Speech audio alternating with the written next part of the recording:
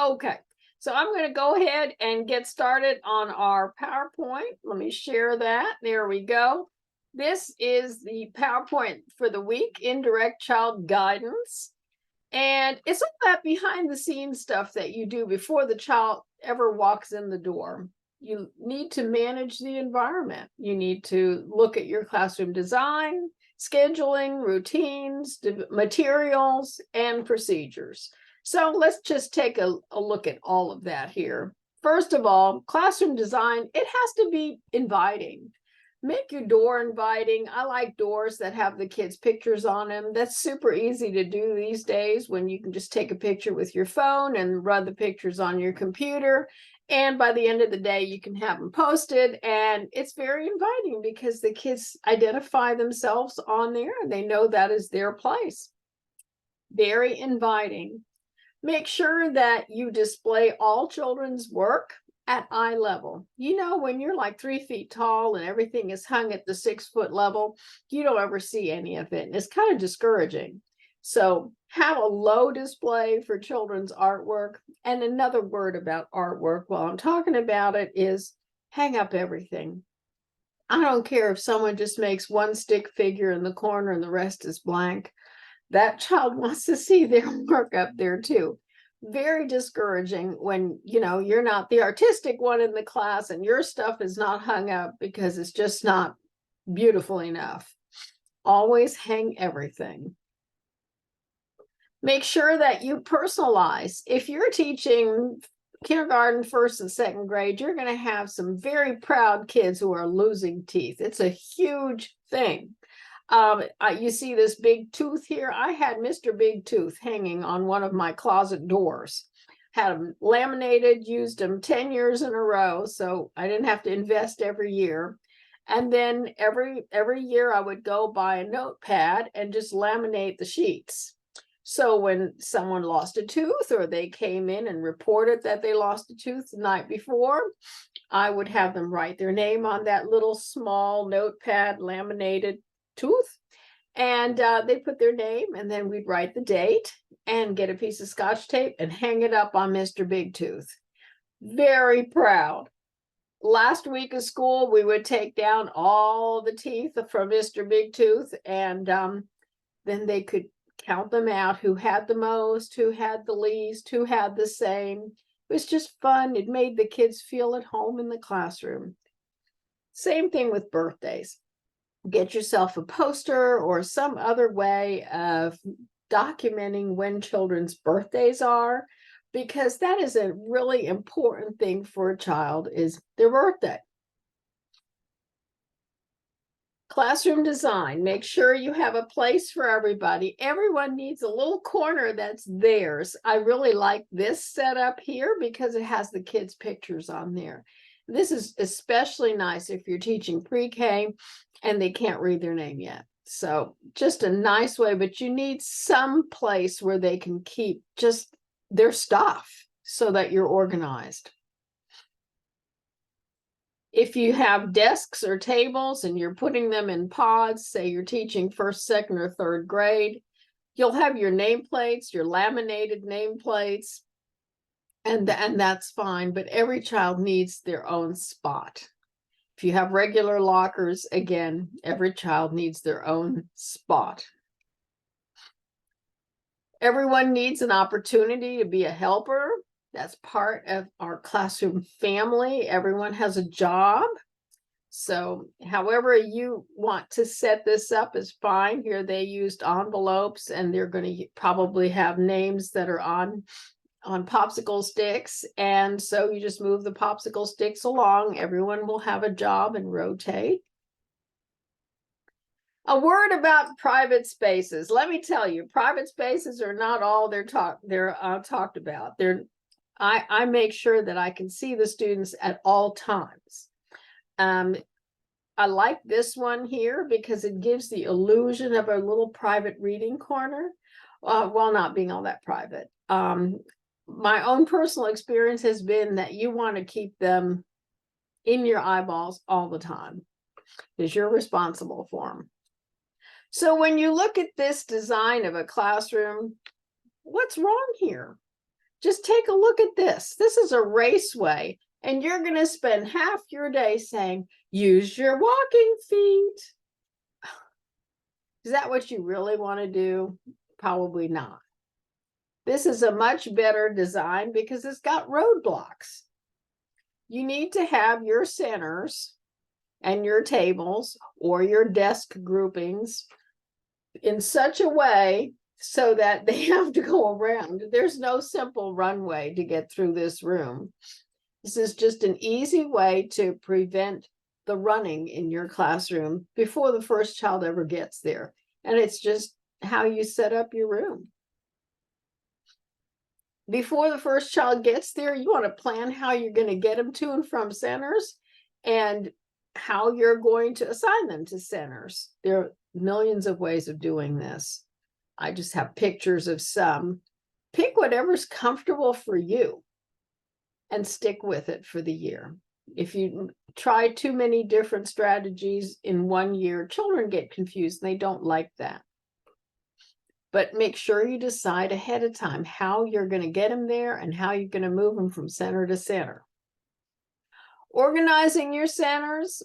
First of all, you need to teach your centers. Don't have all your centers open the first day of school. That's just awful. Have them ready, but then put an old sheet over them so that there's nothing there. If you're teaching pre-K and kindergarten, I would have a basket on each table with a table center, puzzles, maybe some small blocks, whatever you want to do, crayons and whatnot. You're going to teach each center. I would teach one center per day. I would literally walk the class over there. I would show them what I expect them to do in the center. I would show them how to clean up the center. And then I would have one or two children practice in the center. And then I could leave that center open for that day. Next day, I'd open another center and teach the center. You know, if you don't teach the center, how do you expect children to know how to act in the center? How do you expect them to know not to tear up all your stuff? How do you expect them to know how you want them to clean up? Well, they can't read your mind. And so you've got to teach that. You are the teacher. Make sure you limit the numbers. There shouldn't be more than 4 in a center. Make sure you know how you want to rotate them. And make sure that your loud centers and your quiet centers are not right next to each other. Loud centers are centers like music centers and the block center. Quiet centers are things like the reading center and the writing center and the math center. And then people tend to worry if one child always picks. If you have free choice and a child always picks the block center, you know, you can work your way around that. You can have, if you're normally a you pick them yourself center kind of teacher, then how about one day it's going to be on Wednesdays, Mrs. Jones gets to pick your center, and then you assign them somewhere else. You might tend to close a popular center. What if on Wednesdays the block center was closed? Or generally, if the teacher is in the center, everyone wants to be in the center. So you can park yourself in whatever center you want to see them in. Or you could have a special activity in a less popular center. Easy ways just to get them into the different centers. And it is important for them to experience different centers. Writing center, you know, you can have all kinds of fun things in there. If they're very young and learning how to write their name, you'll want to have their name in block letters laminated. So all they have to do is pull that out, make sure you put their picture on there somewhere. And that way they can practice writing their name with whatever else they're doing in there. Make sure there's an alphabet strip. I used to use old card fronts, you know, birthday cards, Christmas cards. I would just tear the fronts off and put them in a bag and take those to work with me and put them in the writing center. Reading center. Make sure you have some kind of display. I never had a fancy display like that. I'll be honest with you. My display was from the dollar store. I had about 20 baskets on shelves, and that was my reading center. you've got to rotate your books. You know, every 9 weeks, make sure you pull the books out of there and put them back in the closet. I had my books separated out into 4 quarters. So the first 9 week was out.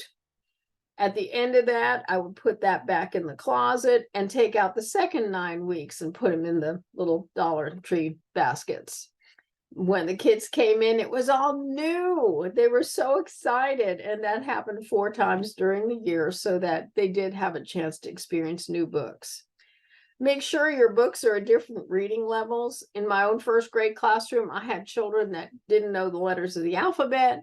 And I had other children at the same time who are reading chapter books. So you need to go from picture books to chapter books and have a nice little variety.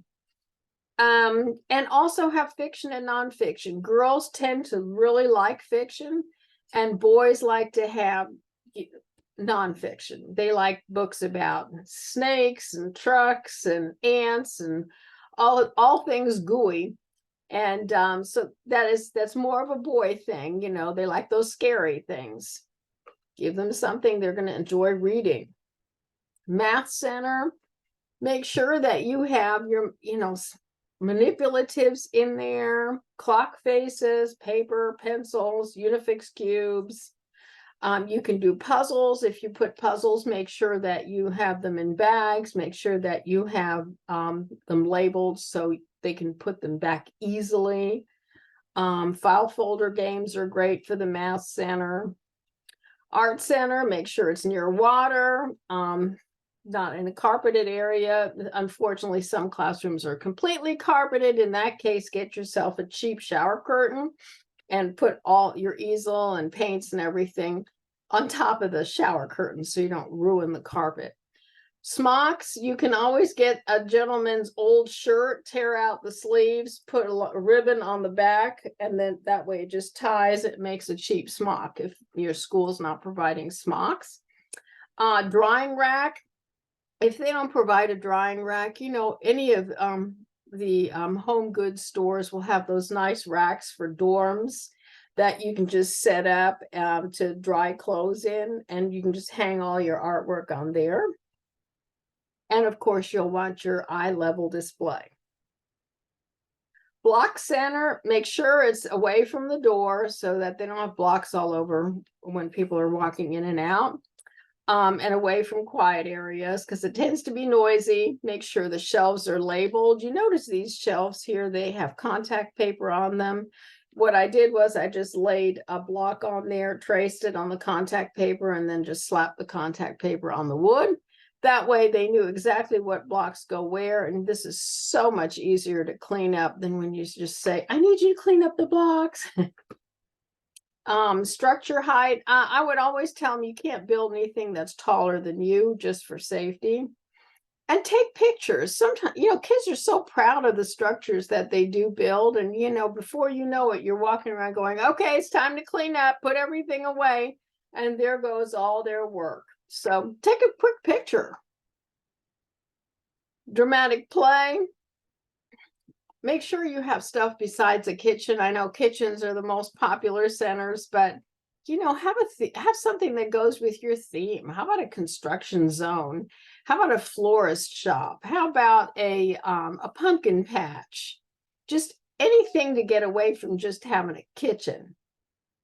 And you can always introduce literacy in your dramatic play center by putting books, magazines, catalogs, paper and pencils, cookbooks, and classroom schedule. We're going to talk more about classroom schedule when you're working on your own schedule. But I want you to know this right here. Look at that. Mrs. Smith has her schedule hanging probably in a 10 font next to her front door. How much good do you think that does the kids?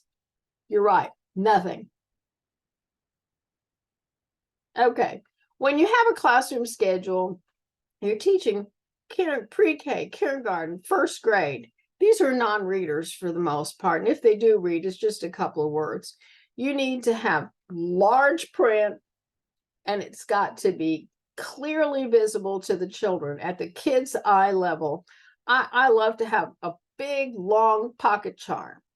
You've got to have digital times.